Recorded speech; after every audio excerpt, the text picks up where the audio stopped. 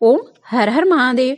जय श्री कृष्णा। राधे राधे। आज मैं गंगा सागर की कथा सुनाने जा रही हूँ। गंगा सागर मकर संक्रांति को क्यों मनाया जाता है, किस लिए मनाया जाता है, उसकी पौराणिक कथा आपको सुनाने जा रही हूँ। कथा करने से पहले आपसे अनुरोध करना चाहती हूँ कि यदि आप हमारे चैनल पर नए हैं तो कृपया करके लाइक करिए, सब्सक्राइब करिए, शेयर करिए, बेल आइकन को प्रेस कर दीजिए, जिससे सारी नोटिफिकेशन आपके पास जाती रहे, सारी कथाएं आपको प्राप्त हो सके। तो आइए कथा की ओर चलते हैं। हमारे वैदिक शास्त्र के अनुसार पिछले युग में, जैसे कि सतयुग युग में, अवधपुरी के राजा सगर नाम के एक राजा राज्य करते थे, जो भगवान रामचंद्र जी के 13वें पूर्वज थे।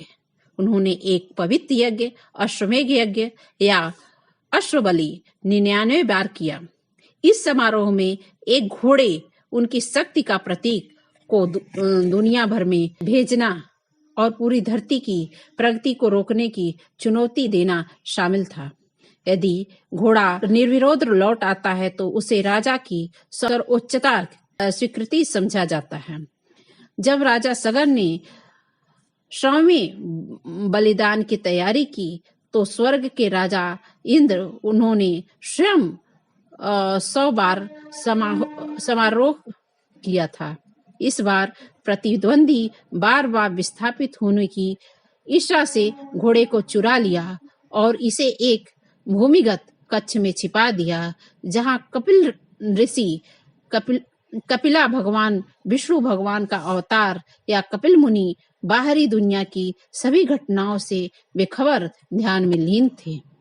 सगर के 60,000 पुत्रों ने चोरी हुए घोड़े को खोजने के लिए दूर दूर तक यात्रा की।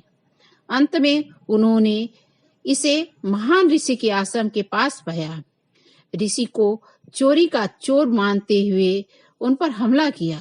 ऋषि ने जागने पर अपनी आंखें खोली, ऐसी स्थिति को समझा और अपने हमलावर को श्राप दिया, जो तुरंत जलकर राख हो गए और उन्हें नरक की सजा दी गई। यह सुनकर राजा सगर ऋषि के पास गए और उनसे दया की भीख मांगी।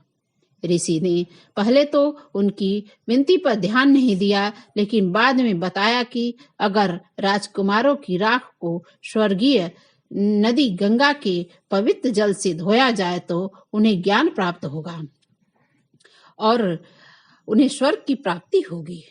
2 पीढ़ियों तक गंगा को स्वर्ग से धरती पर उतार लाने का प्रयास राजा सगर करते रहे, लेकिन सभी प्रयासों से व्यर्थ साबित होते थे।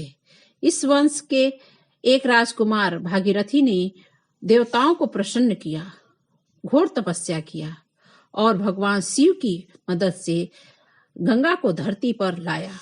उनके पूर्वज के पाप धुल गए और लोगों को भी अपने पाप धोने का अवसर मिला, क्योंकि जब गंगा हमारी धरती पर आई तो सभी लोगों की लाशें और सभी लोग वहां पे गंगा स्नान करने जाने लगे और अपने पापों को धोने जाने लगे। और जो लोग गंगा जी के यहाँ स्नान करने जाते हैं और गंगा में अपना पाप धोने जाते हैं तो उनको अवश्य ही मुक्ति प्राप्त होती है।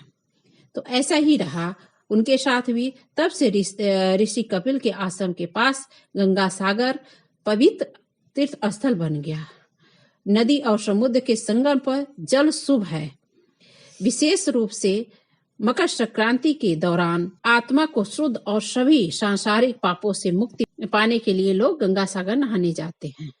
वैदिक शास्त्रों के अनुसार भगवान श्री कृष्ण के सनातन भाई भगवान बलराम ने भगवान ने गंगा सागर की यात्रा की थी। गौर लीला में भगवान नित्यानंद भी इस स्थान पर आए थे। श्रीमद् भागवत के अनुसार भगवान कपिल अभी भी वहां पे निवास करते हैं, जो कि भगवान के ही रूप हैं। तो इसलिए लोग वहां पे गंगा सागर नहाने जाते हैं।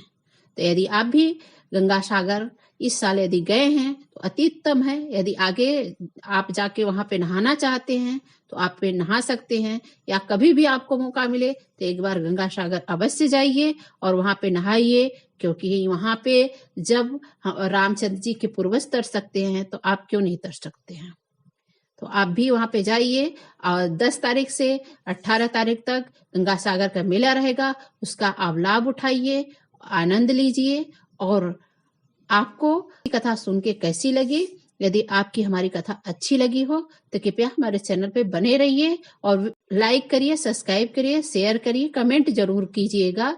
जय श्री कृष्णा, राधे राधे, ओम हर हर महादेव।